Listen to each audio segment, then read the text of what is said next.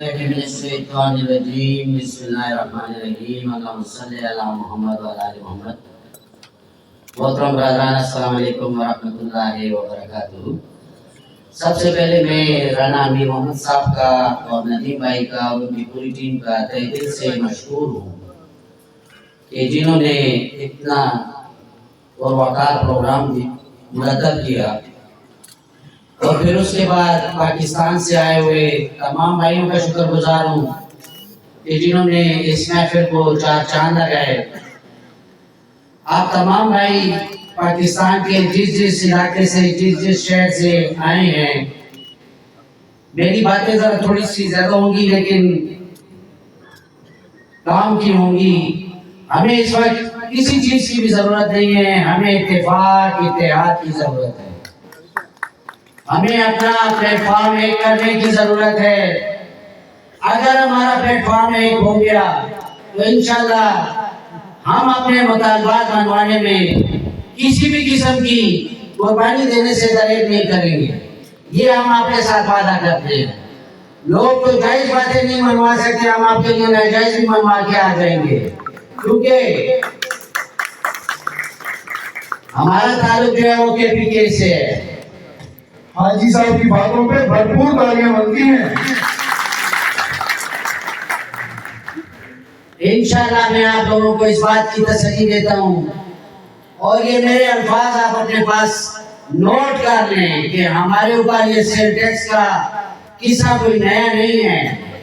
یہ قزلباش کے دور میں بھی ہوا تھا، یہ 98-99 میں بھی ہوا تھا، یہ غلام اسحاق صاحب کے بھی دور میں ہوا تھا، یہ مختلف ادوار میں ہوا.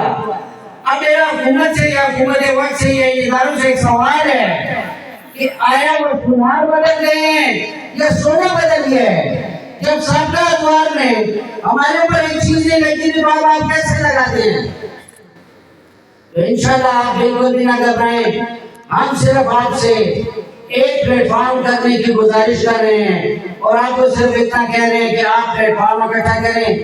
ہماری پوری ٹیم نے آج پاکستان لیول سے جتنی میٹنگ اٹینڈ کی ہیں بہار کے ساتھ، جس میں کہ ہمارے صدر محترم ہارون جان صاحب تھے اور ہمارے پنجاب کے دوست سے، بلوچستان کے دوست سے، کے پی سے تھے، میں خود تھا.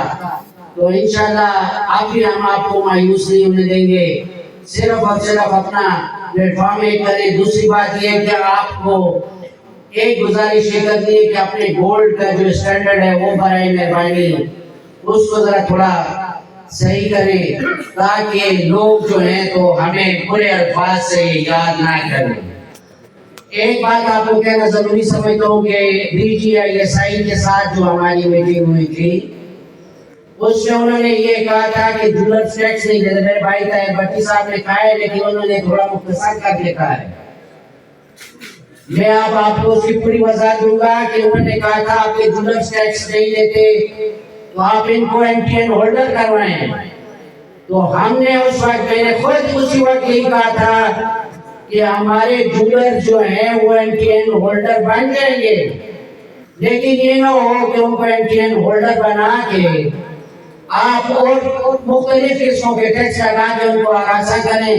تو یہ بات ہمارے لیے قابل قبول نہیں ہوگی. یہ میں نے اس وقت بھی کہا تھا. اب بات یہ ہے بھائیوں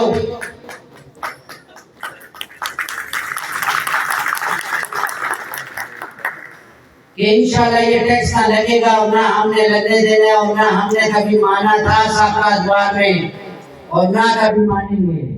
تو انشاءاللہ آپ بالکل بے فکر ہو جائیں. جس طرح آپ پاکستان کے مختلف علاقوں سے، مختلف شہروں سے آئے ہوئے ہیں، اس طرح ہمارے ساتھ ایک فارم پہ اکٹھے ہو کے اور ہماری آواز سے نہ بیٹھ گئے. انشاءاللہ ہم آپ کو مایوس نہیں ہونے دیں گے. بہت شکریہ. اللہ